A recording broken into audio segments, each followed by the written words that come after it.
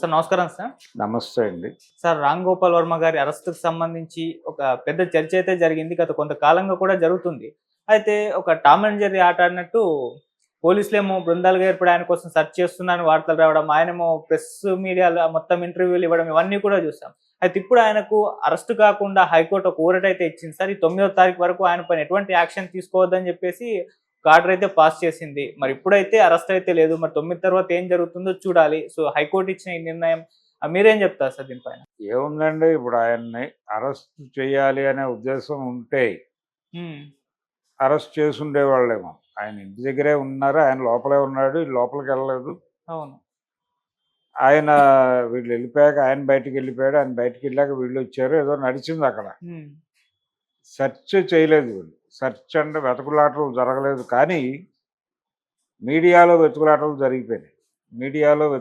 జరిగిపోయినాయి. ఆయన కేసు ఎలా decide అవుతోందన్నారు. Arrest అన్నారు. అక్కడున్నాడు, ఇక్కడున్నారన్నారు. పాతాళంలో దాక్కున్నాడన్నారు. బంకర్ అన్నారు. ఇలా తెలుగుదేశం పార్టీకి చెందిన సోషల్ మీడియా, దాంతో పాటుగా మెయిన్ స్ట్రీమ్ మీడియా కూడా ఈ వార్తలని చాలా ప్రముఖంగా ప్రచురించి, ప్రముఖంగా చిత్రీకరించి ప్రజల్లోకి తీసుకెళ్లే ప్రయత్నాలు చేసింది. కాబట్టి ఇది ఒక రకంగా మీడియా ట్రయల్‌గానే చూడాలి. ఓకే. కోర్టులు సీరియస్‌గా ఉన్నాయి ఆయన పట్ల అని నేను అనుకోవడం లేదు. అలాగే ఆయన కూడా చెప్పాడు. ఆయన ఈ వివిధ ప్రాంతాల్లో కేసులు పెట్టడం, వాళ్ళందరి మనోభావాలు దెబ్బతినటం, ఇది చాలా విచిత్రమైనటువంటి పరిస్థితి. పైగా నేను ఎప్పుడో మాట్లాడితే ఇప్పుడు మనోభావాలు దెబ్బతిని గబగబా వీళ్ళు కేసులు పెడుతున్నారంటే ఇది స్కీమింగ్ అనేది అర్థమవుతోంది.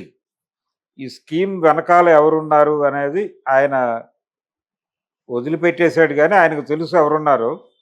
కానీ వాళ్ళ పేర్లు ఎందుకు ఇప్పుడు డిస్ప్యూట్ కావడం ఎందుకు, దీన్ని అనవసరంగా ఈ వివాదాన్ని పొడిగించడం ఎందుకు అనే ఉద్దేశంతో ఆయన సంయమనం పాటిస్తున్నాడు.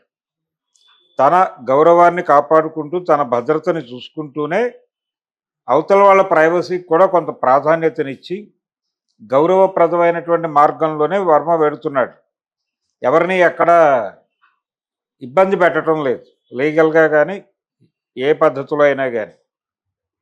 ఇది టోటల్గా Ram Gopal Varma versus AP government అని కూడా అనలేం, కానీ ఏపీ పోలీసు నడుస్తున్నటువంటి గొడవ.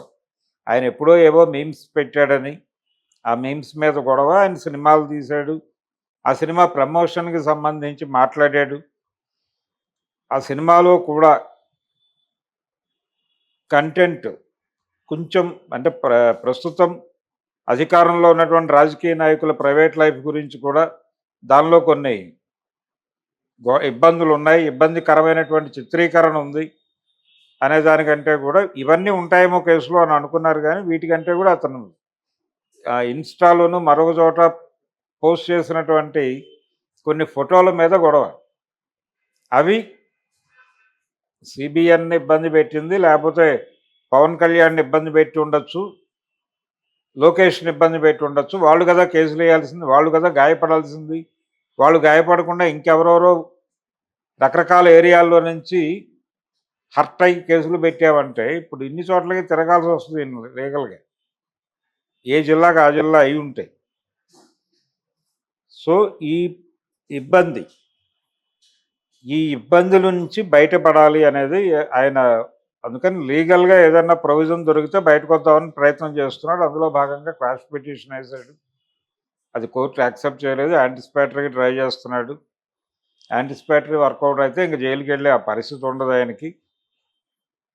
ఒకవేళ ఇవేవి కాకపోతే వెళ్ళిపోయి నేరుగా రిమాండ్కి వెళ్ళిపోయి, రిమాండ్ నుంచి పోలీస్ కస్టడీకి వెళ్ళి వాళ్ళకి చెప్పేదేదో వాళ్ళకి చెప్పి, అది అయిపోయిన తర్వాత బెయిల్ పిటిషన్ మూవ్ చేసుకుని బయటకు వచ్చేస్తాడు ఆయన. ఇది పెద్ద ఇష్యూ కాదు. స్టేషన్ బెయిల్స్ ఇచ్చే సెక్షన్స్ కూడా ఉన్నాయి దానిలో. ఓకే. సో ఆయన సీరియస్ కండిషన్లో లేడు, కానీ ఒక పొలిటికల్ రాడార్లో ఆయన ఉన్నాడు అనేది అర్థమవుతుంది. ఎందుకంటే ఆయన్ని కొంత ఇబ్బంది పెట్టాలి వాంటెడ్గా అనుకున్నారు ఆ రోజుల్లో. ఇది కూడా కక్ష సాధింపు చర్యల్లో భాగమే.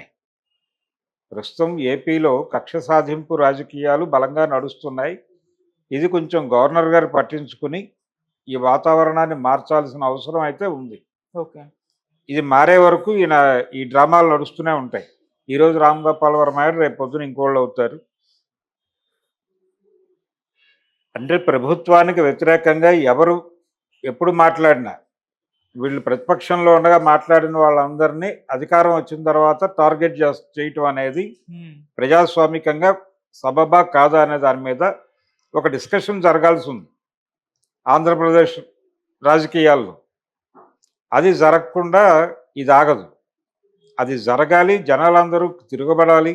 ఏమిటి గోల, మాకు పరిపాలన చేయమని కదా మీకు అధికారం ఇచ్చింది, ఈ గోల ఏమిటి, మాకు ఈ అరెస్టులు, ఈ గోల ఎందుకు, మాకు అవసరమా మా జీవితాలకి, ఆల్రెడీ నాశనం అయిపోయినాయి, బాగు చేసుకుందామని మీకు ఓటేసాం, మీరు కూడా వాళ్ళలాగానే వ్యవహరిస్తే ఎలాగా అనే వాతావరణంలోకి జనాలను తీసుకెళ్లే పని జరుగుతోంది. ఇది ప్రమాదం. అందుకని ఇప్పుడు వర్మ గురించి ఆయనకి కోర్టు రిలాక్సేషన్ ఇచ్చేసింది. ఇచ్చినప్పటికీ ఇది 9వ తారీఖు వరకే. ఆ తర్వాత ఏదైనా జరగచ్చు. యాంటిసిపేటరీ ఆయనకి యాక్సెప్ట్ అయిపోతే షూరిటీలు పెట్టుకుని బయటకు వచ్చేస్తాడు, లేకపోతే లోపలికి వెళ్ళి షూరిటీలు పెట్టుకుని బయటకు వచ్చేస్తాడు. ఆయన గొడవ కాదు. కానీ ప్రస్తుతం ఏపీలో జరుగుతున్నటువంటి రాజకీయ విధానం చూస్తే మాత్రం కొంచెం భయపెట్టే పద్ధతిలోనే ఉంది. అందుకని గవర్నర్ ఇంటర్వ్యూన్ అయ్యి ఈ కండిషన్స్ని కంట్రోల్ చేయకపోతే ఎవరు ఎప్పుడు అరెస్ట్ అవుతారో తెలియని పరిస్థితి ఏర్పడుతోంది అక్కడ.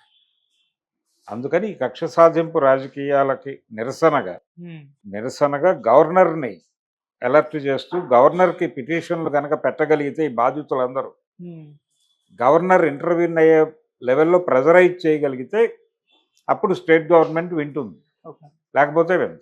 అంతకుముందు జగన్మోహన్ రెడ్డి గారు అంటే వాళ్ళు కేసులు నమోదవడం, అరెస్ట్ అవడం, ఇప్పుడు లెటర్లు పెట్టుకున్నారు గవర్నర్ కి, లేకుంటే పోలీస్ వాళ్ళకి కూడా పెట్టేసుకున్నారని చెప్పేసి వార్తలు వచ్చాయి కదా సార్. వాళ్ళు కూడా ప్రెస్ మీట్ పెట్టి చెప్పారు, మేము గవర్నర్ గారికి లెటర్ రాసాము, సెంట్రల్ కూడా లెటర్ రాసామని చెప్పేసి జగన్మోహన్ రెడ్డి గారు వాళ్ళు వైసీపీ వాళ్ళు. అదేనండి, వైసీపీ ఎవరైనా చేయాల్సిన పని అదే. ఓకే, ఇప్పుడు ఎప్పుడైతే పోలీసులు ఫ్రీ హ్యాండ్ ఇచ్చారో వాళ్ళు ఎవరి మీదైనా దాడి చేస్తున్నారు. తెలుగుదేశానికి చెందినటువంటి ఒక మీడియా, అంటే తెలుగుదేశంలో ఒక గ్రూపుకు చెందినటువంటి ఒక మీడియా సంస్థ మీద కూడా దాడి జరిగింది. ఒక గ్రూపుకు చెందిన ఒక మీడియా సంస్థ తాలూకా రిపోర్టర్ మీద తెనాల్లో దాడి జరిగింది మొన్నే, 2 days బ్యాక్. వాళ్ళు కూటమి అనుకూల వార్తలు రాసే సైటే, కూటమి అనుకూల వార్తలు ప్రసారం చేసే యూట్యూబ్ మీడియానే. ఓకే, కానీ ఆ రిపోర్టర్ను కూడా పోలీసులు దుర్భాషలాడుతూ అతని కులం పేరుతో దూషించి ఆ చుట్టుపక్కల వాళ్ళకి ఇతన్ని ఎందుకు వేధిస్తున్నాము అంటే ఇతను అమ్మాయిలను వేధిస్తున్నాడు కాబట్టి అని ఒక అబద్ధం చెప్పి తమని తాము జస్టిఫై చేసుకుని అక్కడి నుంచి వెళ్ళిపోయారు. అంటే ఒక్కసారి నువ్వు తాడు వదిలితే వాళ్ళు ఎవరినైనా కరిచేలా ఉన్నారు. ఓకే, అందుకని దీన్ని దృష్టిలో పెట్టుకుని కొంచెం గౌరవప్రదంగా వ్యవహరించగలిగితే ప్రభుత్వం, ఇది రామ్ గోపాల్ వర్మ కాంటెక్స్ట్ కాదు, ఇన్ జనరల్ కొంచెం పద్ధతిగా వ్యవహరించగలిగితే రాష్ట్రంలో ప్రజాస్వామ్యం బతుకుతుంది. పర్సనల్ రాజ్యాంగాలు అమలైపోతున్నాయి, ఇది ప్రమాదం. భారత రాజ్యాంగం ఒకటి ఉంది, భారత పార్లమెంట్ ఆమోదించినటువంటి ఒక రాజ్యాంగం ఉంది. ఆ రాజ్యాంగబద్ధంగా కదా మీ పరిపాలన నడవాల్సింది. రాజ్యాంగబద్ధంగా మాత్రమే కాదు, రాజ్యాంగ పరిమితులకు లోబడి మీ పాలన జరగాలి. కానీ మీరు రాజ్యాంగ అతీతంగా వ్యవహరిస్తూ మీ రాజ్యాంగం ప్రకారం మీరు వ్యవహరిస్తూ పరిపాలన చేస్తాం, అరెస్టులు చేస్తామంటే అది ప్రజాస్వామ్యం హర్షించదు, ప్రజలు హర్షించరు. ఈ రకమైన ధోరణిలో మరికొంతకాలం దూకుడుగా పెడితే వాళ్ళ భవిష్యత్తుకే ఇబ్బంది కలిగేటువంటి ప్రమాదం ఉందని గుర్తించాలి టీడీపీ. ఓకే, లేకపోతే కష్టమే. ఓకే, అంటే వాళ్ళు అంతకుముందు అప్పుడు కూడా జరిగాయి కదా అరెస్టులు అని చెప్పేసి వాళ్ళు అంటున్నారు సార్ టీడీపీ వాళ్ళు. ఇప్పుడు వాళ్ళు అరెస్ట్ చేశారు కాబట్టి నువ్వు అరెస్ట్ చేస్తావు, వాళ్ళు ఎన్కౌంటర్ చేశారు కాబట్టి నువ్వే ఎన్కౌంటర్ చేస్తావు. నీకెందుకు ఓటేయాలి, జనాలు వాళ్ళకే వేయచ్చు కదా. వాళ్ళు చేసే పని నువ్వు చేసేటప్పుడు నీకెందుకు ఓటేయాలి? వాళ్ళకంటే భిన్నమైన పరిపాలన అందిస్తావని కదా నీకు ఓటేసింది. భిన్నమైన పరిపాలన చూపించు. ప్రతిదానికి వాళ్ళు ఏం చేశారు, మేము అదే చేస్తున్నాం, వాళ్ళు చేసినప్పుడు వాళ్ళు చేశారు కాబట్టే మిమ్మల్ని ఎన్నుకున్నారు, వాళ్ళు అవి చేశారు కాబట్టే 11 సీట్లకు పరిమితం చేశారు. మీరు భిన్నంగా వ్యవహరించకపోతే రేపు మిమ్మల్ని కాదని మళ్ళీ వాళ్ళనే తెచ్చిపెట్టుకుంటారు. డే 1 నుంచి ప్రతిపక్షాన్ని నిర్వీర్యం చేయటం ద్వారా వచ్చే ఎన్నికల్లో గెలవాలి అని అనుకోవడమే తప్పు. ఈ తప్పు ఆల్రెడీ జగన్ చేశాడు. అతను పవర్ వచ్చిన రెండో రోజు వెళ్ళి ప్రజావేదిక కూల్చాడు. ఆ రోజు ఒక ఇండికేషన్ ఇచ్చాడు, నేను ప్రతిపక్షాన్ని నిర్మూలించడం ద్వారా తిరిగి అధికారంలోకి రావాలనుకుంటున్నాను అని. ఆ తప్పే. అంటే ప్రజల మనసులు గెలుచుకుని రెండోసారి అధికారంలోకి రావాలనుకోలే. ఉమ్, ప్రతిపక్షాన్ని నిర్వీర్యం చేసి అధికారంలోకి రావాలనుకున్నాడు. అదే తప్పు ఇప్పుడు వీళ్ళు చేస్తున్నారు. అంతే. అంటే వీళ్ళకి కూడా ఇదే రూటు. ఓకే. జగన్ ఏ పద్ధతిలో 11కి వెళ్ళిపోయాడో రేపు వీళ్ళు 10కి పడిపోయే పరిస్థితికి వెళ్తున్నారు. ఉమ్, అలా చేసుకోకుండా ఇప్పటికైనా సమయం మించిపోలేదు. జరిగిందేదో జరిగిపోయింది 7 నెలలు. ఇప్పటికైనా ప్రజలు ఏ నమ్మకంతో ఓట్లేశారో, ఏ నమ్మకంతో ఇంత మెజారిటీ ఇచ్చారో, ఆ నమ్మకాన్ని నిలబెట్టుకోవడానికి ఏం చేయాలో అది ఆలోచించడం బెటర్. ఉమ్, ఈ అరెస్టులు, ఈ గోల పోలీసులను వాళ్ళ మీదకి వీళ్ళ మీదకి ఉసిగొల్పటం, చివరికి సొంత క్యాంపులో మనుషుల మీద కూడా దాడులు చేసేదాకా వెళ్ళారు.